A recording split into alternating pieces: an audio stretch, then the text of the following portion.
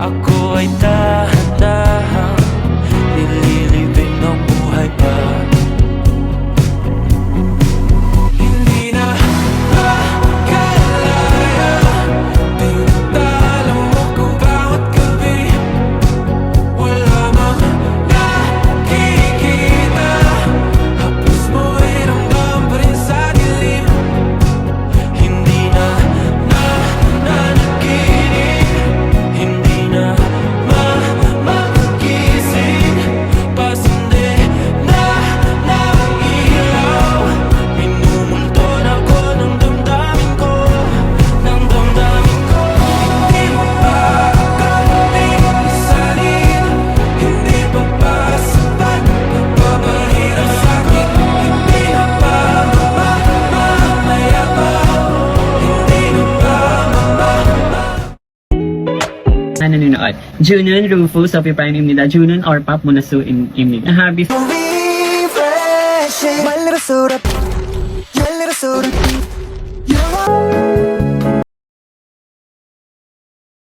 Ayan, welcome back na naman sa isa pang story time. Oh, dagok time.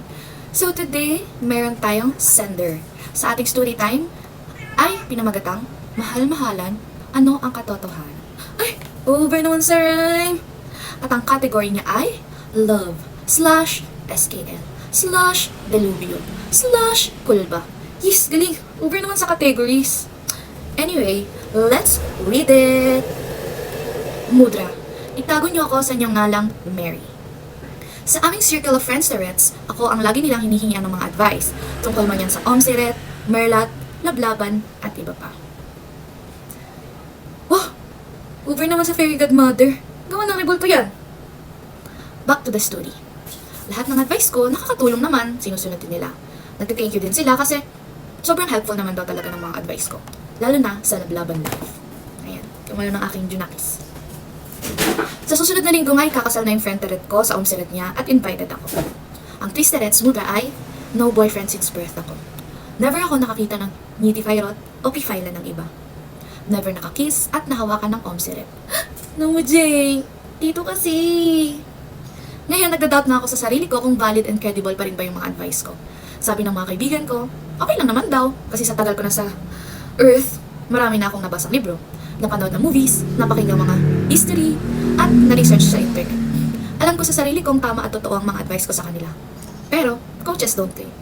Over naman. Ano thoughts mo, Mudra, bago tayo mag-proceed sa part 2 ng story time ko? Oh, may part 2 pala. Fairy godmother din palang role ko dito. Hiningin mo pa talaga ako ng advice. Mary, alam mo, feeling ko kasi, rationalist ka. Ayan, bago natin sagutin, hi po sa mga viewers ko dyan. Meron tayong 10,000 viewers today. Hello, nakalive tayo. Okay, feeling ko rationalist ka. Rationalist? Hoy, totoo yan, di ko invento yan ah. Ibig sabihin nun, naniniwala ka na knowledge can be based on reason rather than experiences only. Totoo naman na yung sinabi nila na experience can be a teacher, pero it is not the only teacher. Ay, over naman sa teach.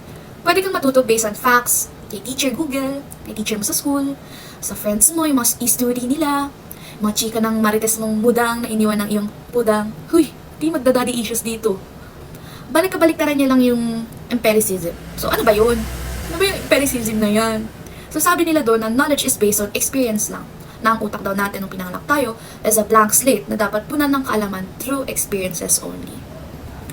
So ayun, sana nasagot ko yung tanong mo, fairy godmother, tayo dito. So basahin natin yung part 2 ng story time mo sa next video. Please like and follow. Hi! O diba ang bilis? Part 2 na tayo ng story time ni Mary. Anong gagawin? Eddie, let's read it! Ang kanyang submission ay pinamagatang fake news, feels news, o for real news. Over naman sa news. Mudra! Over naman sa pag-call. Heto na naman ako, si Mary. Ang favorite nyong no boyfriend since birth but certified love expert.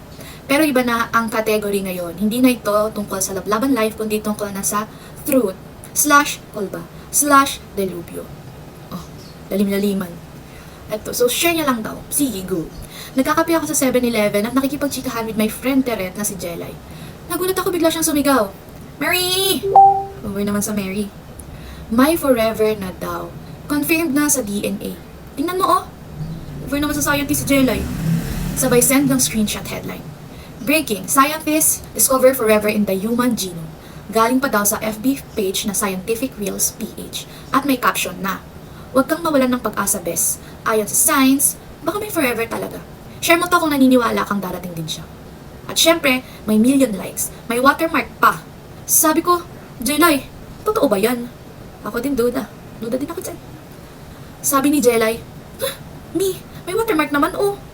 Sabi ko, so pag may watermark, legit na. Same question, te. Same question. Aba, edi ni-scroll ko na lang yung Facebook niya. Ang daming ganong post.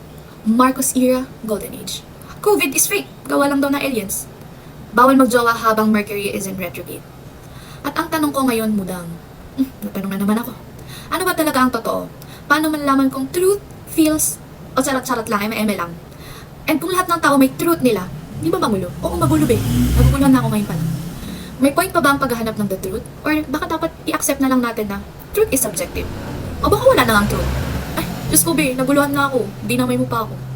Kaya naman napaisip ako habang nakatitig sa wall ng bahay. Over naman sa reflection.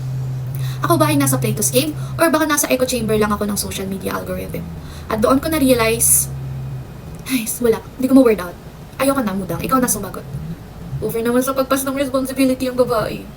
Pero ayun, dahil sa dami mong sinabi, nag-notes ako before ng ating live. So, Mary, let's break it down. Di ka ganyan.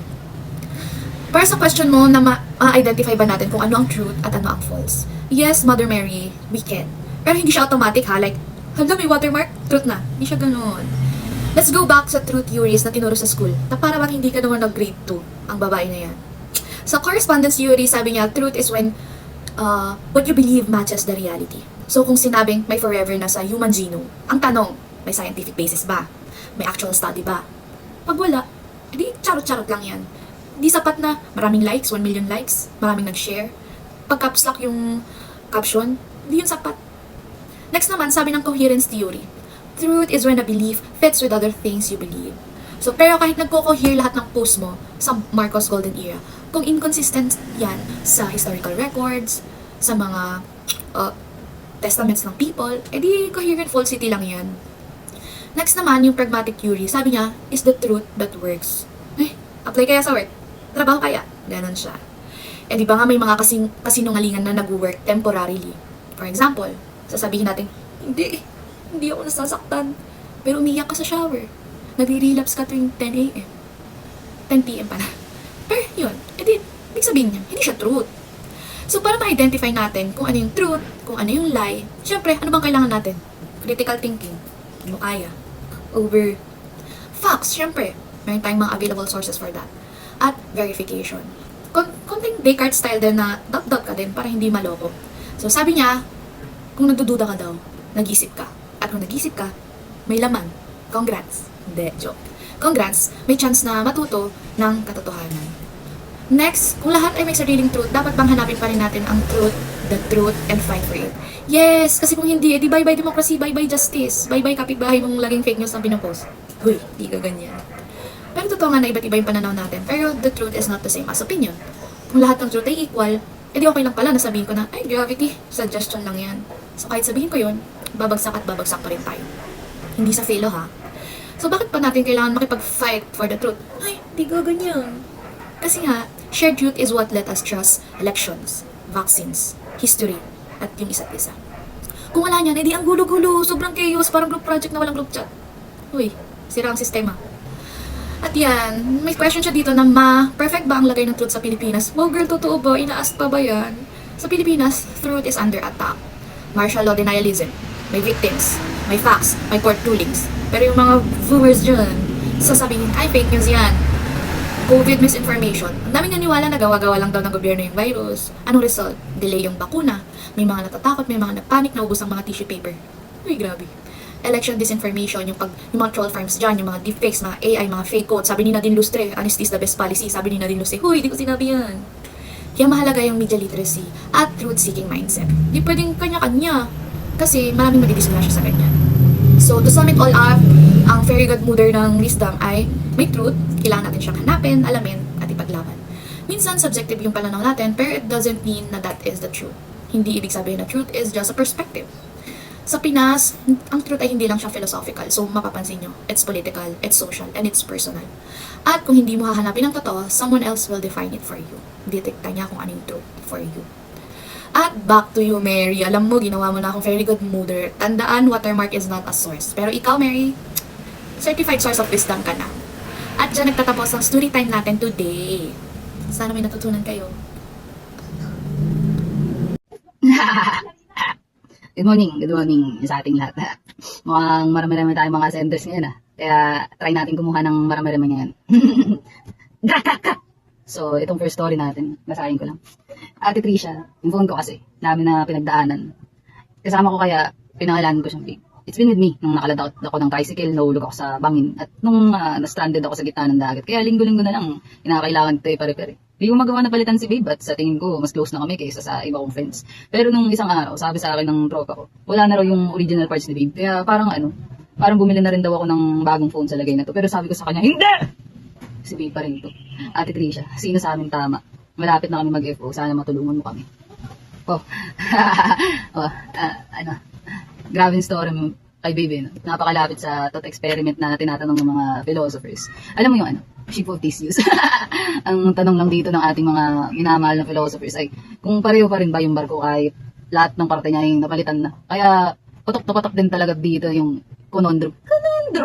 Mapapaisip ka talaga sa ganito Siyempre kapag ilang pyesa lang iniba mo, you can confidently say na pareho pa rin si Babe. Kasi ba naman, bakit mag-iiba agad sa kapag pinalitan mo lang screen? Kunwari, pag nagparito kay kaibigan mo, ibang tao na. Hindi, di ba? Kasi kapag sinabi natin na iba na sila, naniniwala na tayo dun sa body theory of self na nagsasabi na tayo ay defined ng ating mga physical na katangian. Then, syempre, bro, huwag tayo ganyan. Masyado yung mababaw at naniniwala ka sa self as body. Kaya for me, yung case ni Babe ay isang extreme case lang ng pagkakaiba ng anya. Parang asong.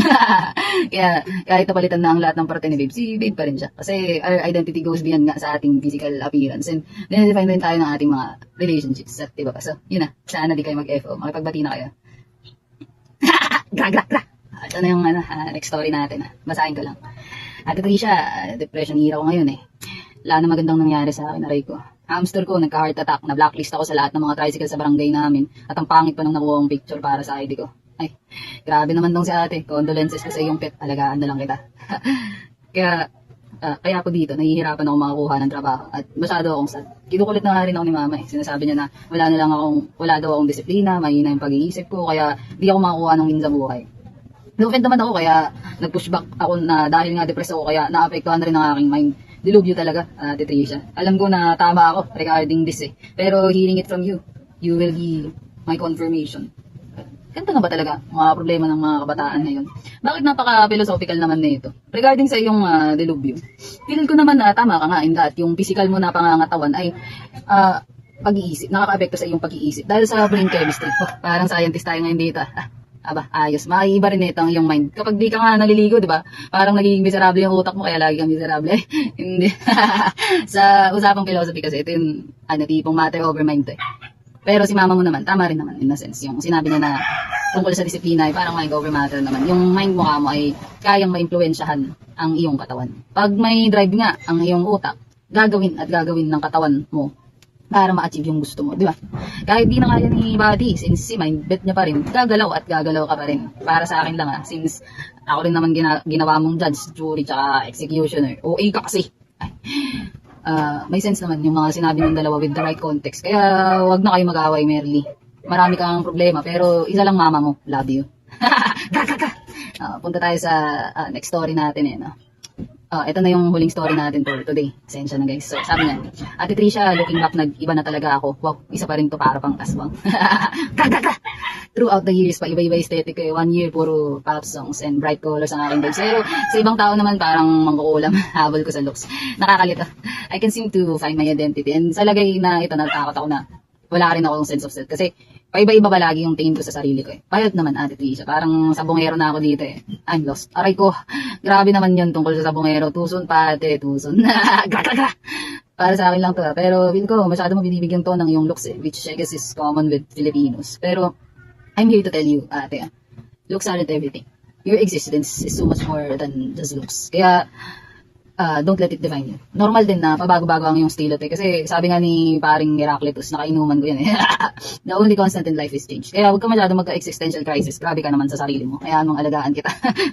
Tapos patok na rin tong concept na to sa theory of self. Na bilib ako. At yun ay yung bundle theory of self. At sinasabi na ito na hindi lamang tayo na-define ng isang bagay kung hindi isang bundle. At hindi rin constant ang mga laman ng bundle na to. Pwede ito magbago dahil sa ating mga experiences at relationships. Alam ko naman na madali tayo ma-influensyahan ng mga close natin, di ba? Kunyari, di ba, nagka-jowa ka na bago. Iiba yung ugali mo para ma-match siya. So, yung mga laman ng bundle mo, may nahulog. Tapos, napalitan ng jowa mo. So, anyway, ladies, gentlemen, and everyone else in between. Yun lang naman ang oras natin para sa segment ng story time. See you guys later. Love you. So hello mga madlang people and welcome sa isa pang installment ng ating paboritang segment, Story Time! So ako yung host para sa umagang ito at ang ating next na story tungkol sa freedom, choice at free will. So ito sabi na sa akin, Kuya Chris, sa mga nakarang araw, napapansin ko na lang na may kulang sa aking pera. Dahil napaka-responsible ko, ako ang, grabe naman si Bossing, narcissist. Joke. Continuing, ako ang na-assign sa class namin na maghawak ng donations para sa mga nasalanta na bagyo. At sinabi ko na nga kanina na may nawawala pa minsan-minsan sa hinawakan kong pera. Natakot ako kuya, kala ko dinadwende, kinakapre o chinachokin ako. Bakit yun ang assumption mo? Anong ginawa mo? Bakit Avengers ng halimaw yung tumatarget si boy? Pero yun pala, classmate ko yung kumukuha. Nadatnan ko na lang siya sa classroom nung dismissal na. Hindi ko siya masyado ka-close, tipong friend of a friend type deal. Kaya tinanong ko siya bakit niya ginawa yun. Sabi niya naman sa akin dahil daw wala na sila makain ng mga kapatid niya. Lasinggera daw tatay, tapos wala pa sila nanay. Kaya sila lang talaga yung pag-asa ng pamilya. Pero nga lang nung bumagyo, nag-close yung tinatrabahuhan niya kasi sabi niya na wala na daw sila choice kung hindi gawin ito. Kundi magugutom daw silang magkakapatid. Nawa naman ako sa circumstance niya pero ang konsensya ko rin, sinasabi sa akin na isumbong siya kay teacher. May tip ka ba dito kuya? Grabe naman yung sitwasyon niyo dyan. Sana safe pa rin kayo dyan, no? Para sa kaso naman ni tropa ng tropa mo, may mga magsasabi talaga na hindi niya talaga kasalanan yun. And hindi niya mga sa kampo ng determinists. Kasi para sa kanila yung mga ginagawa ng tao ay predetermined na, parang fated ka mo. Kasi wala daw talaga tayong tipong totoong freedom, and that daw is influenced by other factors in life. Kaya kahit na feeling mo ikaw yung nag-choose, iba naman pala talaga yung nag-push sa'yo to that direction. And since di naman pinili nung katropa ng tropa mo yung magulang niya na lasinggero, and di niya naman pinili maging mahirap, and di niya pinili siyempre na mabagyuhan, and then his hands were forced to do what he had to do. Kaya for them, he has no fault. Pero kapag di ka sold dito sa side na to, meron din naman yung side ng libertarianism, kung saan inargue nila na yung opposite of what determinists argues, in which na merong free will ang tao, and lahat ng ginagawa nila sila yung accountable for that. So ito yung gusto kong gawin mo. If side ka with determinists, huwag mo na lang huwag mo na pansinin. Turn a blind eye on yung paggagawa ni Kuya Magnanakaw mo. Since in your eyes, pati na rin sa eyes nung magnanakaw, wala siyang maling nagawa since yun na lang yung pwede niyang magawa.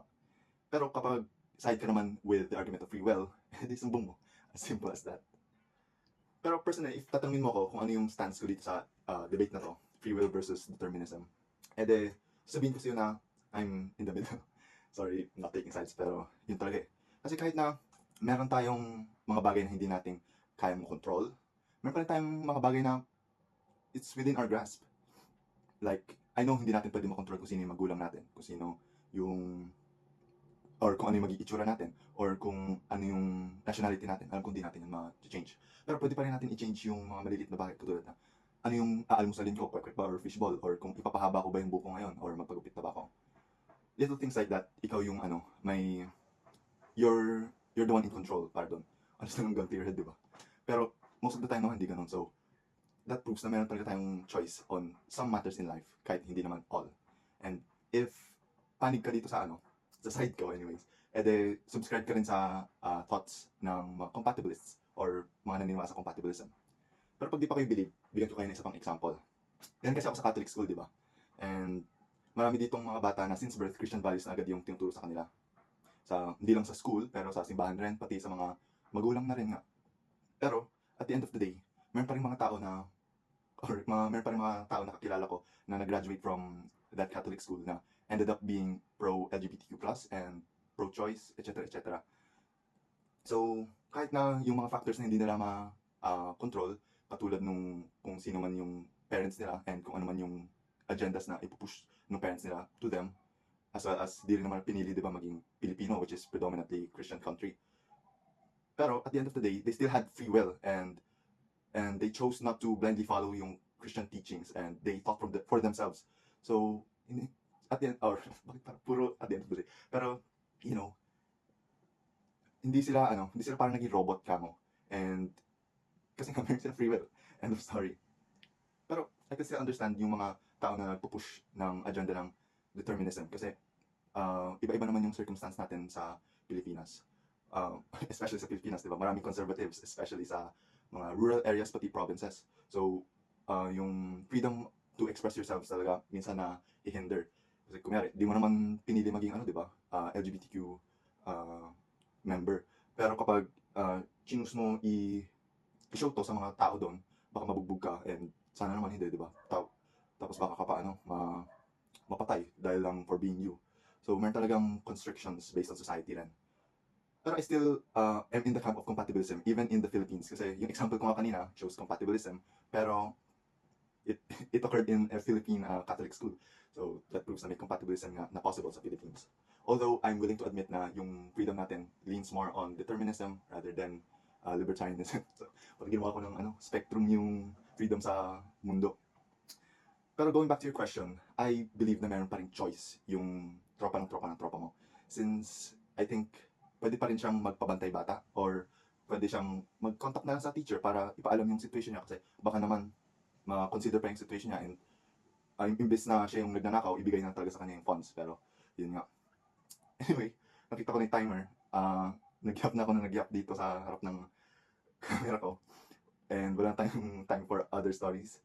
So just remember lang na kahit napakahirap ng inyong situation ngayon, just remember na you always have a choice. Hindi naman tayong robot na may preset na programming na susundan lang natin till the end of the day. Meron tayong free will natin.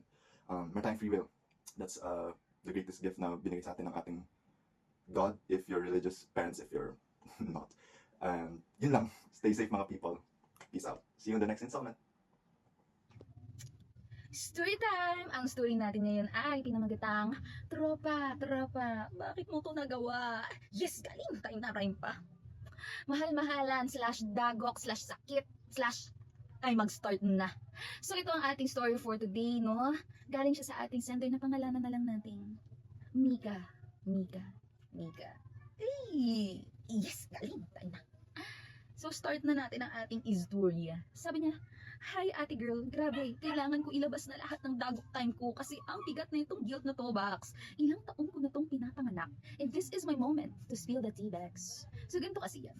College days ko, roomies kami ni, let's call her Iza. Tahimik, matalino, i-guitars na queer, pero hush, secret lang natin to kasi nasa Catholic school kami. Yes, galing, tayo na. So formal, holy ang atake namin, pero disposal pa rin naman dyan sa corridor. Tapos ayun na nga, ako, palandi-landi lang ang atake dahil may crush ako kay, tawagin na lang natin siyang si Rans. Uber na sa landi.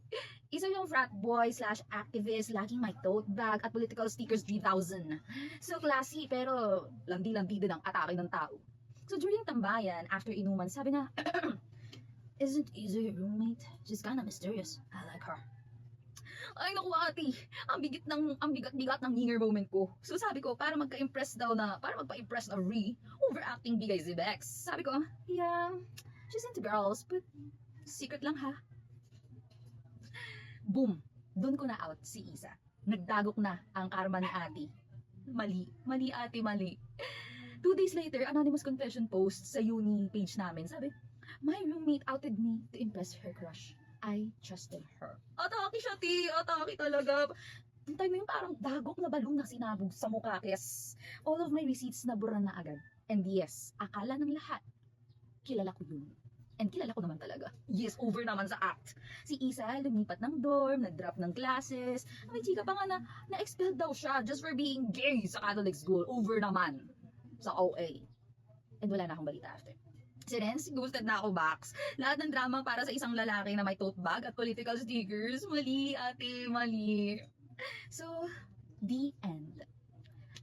Well, babe, that's really a dagok story. So one of our viewers here said, so ate, what defines a good life po ba? I think it's what you do, sis eh. Kahit way ka pa ka-woke or digitally kind, kung yung ginagawa mo ay nagdudulot ng sakit sa iba, yun ang nginger nila na pinapanganak nila hanggang now. Ui naman. So sabi sa utilitarianism, hindi mo kaya. An act is only moral kapag nagdadala ng good vibes sa majority. Sa kwento natin ngayon, asan ang kabutihan? Zero good vibes, zero. All pain para kay Iza. All the hinger for that Renz na wala namang kapaki-pakinabang. Okay naman. Another question here is, ate, should you keep your promise even if someone could get hurt? Over naman sa Pink. So zoom in tayo dun sa phrase na, huwag mong ipagkalat ha. That's a tight promise box. And breaking it not para protektahan ang sarili, kundi para magpa-impress sa crowd. Mali, ate, mali. Sobrang asim ng trade-off na yon. And walang moral negotiation noon, boy. That's pure betrayal. Not even a dagok trade-off. Asim yan, boy. Another question is, pero what if morals are relative naman? Should we argue about what's right pa rin? Hey, B, here's where you go extra deeper. Sabi nila, chill lang yan, Bex. It's a cultural thing. Lahat ng tao, iba-iba ang morals due to their community or culture. So ano to sis? New moral relativism? No. Ang tawag dyan, pigil lang yung reflection. Parang mga igiter na hindi na tama ang ninonormalize. Sabi nga ni Friedrich Nietzsche, tinawagan niya, sabi niya, ang tawag dyan, Bax, slave morality. You follow because it's comfortable, not because it's right. Naririnig mo ba yun? So si follower, walang papapapos eh. Parang content idea lang kung ano ang trendy, yun yung binabahagi. But real morality is, mag-iisipan mo muna. Sabihin mo, will this make Taco are good? Yes, galing, tayo na. So dapat nag-argue tayo because silence protects old trauma. Over naman sa tawol. We need to fight or break cycles, not hearts. So another question pa pala dito, ang dami nyo namang tanong. Over naman sa ask. So sabi dito, they're from a Catholic school, right? So does religion influence morality? Grabe talaga, Box. Catholic school vibes equals moral absolutism eh. Na parang syempre you follow church rule without questions. No nuance. No compassion, Box. Just na out mo, expelled ka na. Over naman sa taol. This is what happens in the Philippines. Kaya nga, hanggang ngayon, Soji Equality Bill, wala pang napapasa eh. Hindi pa nakakausad. Because being queer here is equal to being immoral in many minds. Pero, tingnan nyo si Iza. Wala siyang support system. Wala siyang kalaro. Wala siyang voice. Ito yung system-wide failure. Diba? Kurik, ate, kurik. So to the sender, thank you so much for the courage. Yes, galing tayo na. Hindi lahat kaya magbigay ng dagok na self-reflection. And to everyone out there watching, listening to this podcast, maybe, hindi kayo yung villain, pero baka ikaw si Isa, si Renz, or yung chismosa dyan sa kanto, na past mo, I don't know. Pero lagi mong tatandaan, morality isn't about perfection. It's about pausing before acting. It's about breaking cycles, not hearts. And choosing good again and again and again, even when it's an anti-clockwise. So, tara na, and let's choose kindness over clout. Okay naman sa pangaral. Stay igiter, bye!